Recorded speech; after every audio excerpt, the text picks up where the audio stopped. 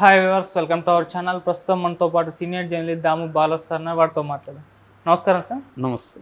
Sir, Pawan Kalyan గారికి cinema industry నుంచి పెద్ద ఎత్తున మద్దతు లభిస్తుందని చెప్పేసి వార్తలు రావడం కూడా చూస్తున్నాం. ఈవెన్ త్రివిక్రమ్ శ్రీనివాసరావు గారు కూడా సపోర్ట్ చేశారు, వైసీపీని ఓడించండి ఒక స్టేట్మెంట్ ఇచ్చారని కూడా వార్తలు వచ్చాయి. అసలు దీంట్లో నిజమెంత ఉంది?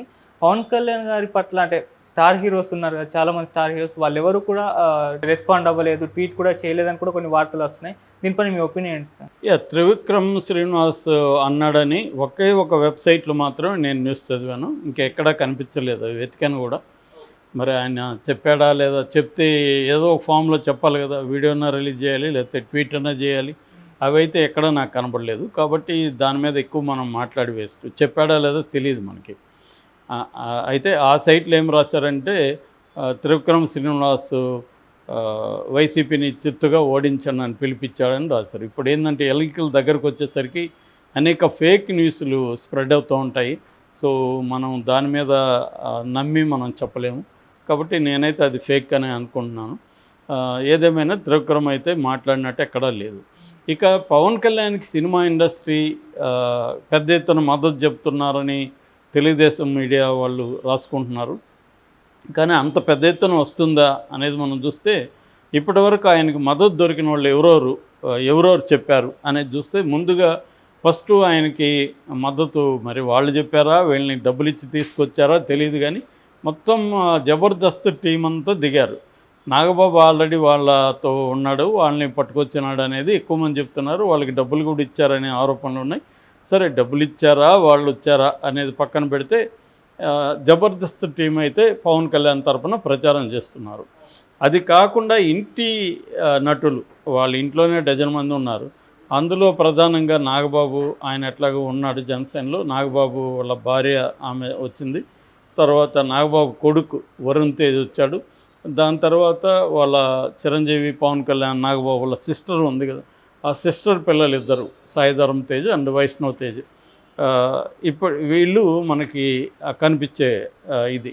వాళ్ళల్లో ఇంకెవరు రాలేదు, మిగతా నటినట్లు కానీ ఎవరు రాలేదు. అట్లాగే అల్లు అర్జున్ కూడా ఆ ఫ్యామిలీని లెక్కేసుకోవాలి కదమ్మా. కానీ అల్లు అర్జున్ రాలేదు, కనీసం ట్వీట్ చేయలేదు. మిగతా రామ్ చరణ్ రాలేదు, చిరంజీవి కూడా రాలేదు. రామ్ చరణ్ ఏమో ట్వీట్ చేశాడు, చిరంజీవి వీడియో రిలీజ్ చేశాడు. మా తమ్ముడు ఎంత ప్రజల కోసం ఆయన ఎట్లా చేస్తున్నాడు అది అని చెప్పాడు. మా అమ్మ ఏడుస్తుందని చెప్పాడు, నేను కూడా బాధపడుతున్నా అని చెప్పాడు. ఆయన అంటే అధికారం లేకుండా నేను ఇంత చేస్తే, అధికారం ఉంటే ఇంకెంత చేస్తాడు, కాబట్టి మీరు ఎన్నుకోండి అన్నాడు. అంతవరకే ఉంది. ఆయన ఢిల్లీ వెళ్ళిపోయాడు, ఆయనకు వచ్చిన పద్మవిభూషణ్ అవార్డు తీసుకురావడానికి. సో ఏదేమైనా చిరంజీవి డైరెక్ట్గా ఎన్నికల్లో పార్టిసిపేట్ చేయలేదు. ఇటు రామ్ చరణ్ కూడా రాలేదు. మిగతా వాళ్ళు సినిమా వాళ్ళ ఫ్యామిలీకి బయట ఉన్న వాళ్ళు ఎవరెవరు ఇచ్చారంటే, నాకు ఇప్పటివరకు కనబడిన వాళ్ళల్లో నాని ఒకడు ఇచ్చాడు. నాని ఒక ట్వీట్ చేశాడు. అట్లాగే రాజు తరుణ్ చేశాడు. తర్వాత సంపూర్ణేష్ బాబు చేశాడు. వీళ్ళు కాకుండా నాగవంశీ ప్రొడ్యూసరు, ఆయన ఎట్లాగూ పవన్తో సినిమాలు తీసేవాడే. సో నాగవంశీ ఆయన క్యాంపెయిన్ కూడా చేస్తానని చెప్తున్నాడు. ఇది ఇప్పటి వరకు మనకి ఇండస్ట్రీలో ఆయనకి దొరికిన సపోర్టు. నటికుమార్ ఏదో ప్రకటనలు ఇస్తున్నాడు. నటికుమార్ ఎప్పటి నుంచి కూడా వైసీపీకి యాంటీ, కాబట్టి అది పెద్ద విషయం కాదు. సో ఇంత తప్ప ఇండస్ట్రీలో చాలామంది ఉన్నారు కదా హీరోలు. మహేష్ బాబు ఉన్నాడు, ప్రభాస్ ఉన్నాడు, జూనియర్ ఎన్టీఆర్ ఉన్నారు. ఇలాగా బోల్డ్ మంది హీరోలు మనకు ఉన్నారు కదా. సో ఈ హీరోలు ఎవరు కూడా పవన్ కళ్యాణ్కి కనీసం ఆల్ ద బెస్ట్ అని కూడా చెప్పలేదు. దీనికి కారణం ఏంటంటే రాజకీయాల్లో సినిమా వాళ్ళకి తలదూరిస్తే ఇబ్బందులు ఉంటాయనేది వాళ్ళకి తెలిసిన విషయమే. ఇప్పుడు జగన్కి సపోర్ట్ చేసినా తెలుగుదేశం కేడరు, పవన్ కళ్యాణ్ కేడరు అందరూ యాంటీ అవుతారు. ఇటు పవన్ కళ్యాణ్కి సపోర్ట్ చేస్తే ఇంకా స్టార్ట్ చేస్తారు, వైసీపీ వాళ్ళు అటాక్ స్టార్ట్ చేస్తారు, వాళ్ళు భ్రష్టు పట్టిస్తారు. ఇంకా అక్కడి నుంచి వాళ్ళ సినిమాల మీద నెగిటివ్ క్యాంపెయిన్ ఉంటుంది. ఇలాగా ఇబ్బందులు ఉంటాయి. అందుకని వాళ్ళకి ఏంటంటే పాల్గొంటే యాక్టివ్గా పోయి రాజకీయాల్లో పాల్గొనాలి, అప్పుడు అది ఫేస్ చేయొచ్చు. అట్లా కాకుండా ప్రకటనలు ఇచ్చో ఇంకోటో ఇచ్చితే వాళ్ళ కెరీర్ మీద ఎఫెక్ట్ ఖచ్చితంగా పడుతుంది. ఇప్పుడు నాని మీద ఖచ్చితంగా, నానికి యాంటీగా ఆల్రెడీ స్టార్ట్ చేశారు వైసీపీ వాళ్ళు. సో రేపు ఆ సినిమాల మీద కూడా పడే అవకాశం ఉంది. రేపు మళ్ళీ వైసీపీ వచ్చినప్పుడు కూడా నాని సినిమాలు రిలీజ్ అయ్యే చోట ఇబ్బంది పెట్టచ్చు. అట్లాగే జనం కూడా ఆ సినిమాలు నాని సినిమాలకి నెగిటివ్ క్యాంపెయిన్లు కూడా బలంగా చేస్తారు. ఇవాళ ఒక సినిమా రిలీజ్ కాకముందు నుంచి కూడా నెగిటివ్ క్యాంపెయిన్లు కానీ మొదలైతే ఖచ్చితంగా దాని ఎఫెక్ట్ ఆ సినిమా మీద ఉంటుంది. ఎందుకంటే సినిమా అనేది పబ్లిసిటీ మీద ఆధారపడింది. ఆ సినిమా బాగుందో లేదో ఎలా తెలుస్తుంది? ఆ పబ్లిసిటీని బట్టి, గతంలో ఆ హీరో సినిమాలను బట్టి ఆడియన్స్ ఈ సినిమాకు పోదామని నిర్ణయించుకుంటారు. కానీ ముందు నుంచే నెగిటివ్గా స్ప్రెడ్ చేసినప్పుడు ఏందో నెగిటివ్ కూడా చెప్తున్నారులే, ఎందుకు మనం 500, 1000 ఖర్చు పెట్టుకొని ఆ సినిమాను చూడాలా, చూసి వచ్చి రిలీజ్ అయినాక బాగుందంటే అప్పుడు వెళ్దాం అని ఆగుతారు. సో ఈ ఓపెనింగ్ 3-4 రోజులే ఇంపార్టెంట్. ఆ ఓపెనింగ్ ఎంత బాగా వస్తే ఆ సినిమా దాన్ని బేస్ చేసుకొని ఇంకొద్ది రోజులు ఆడుతుంది. డబ్బులు కూడా ఓపెనింగ్ 3-4 రోజుల్లోనే రికవరీ అయిపోతుంది.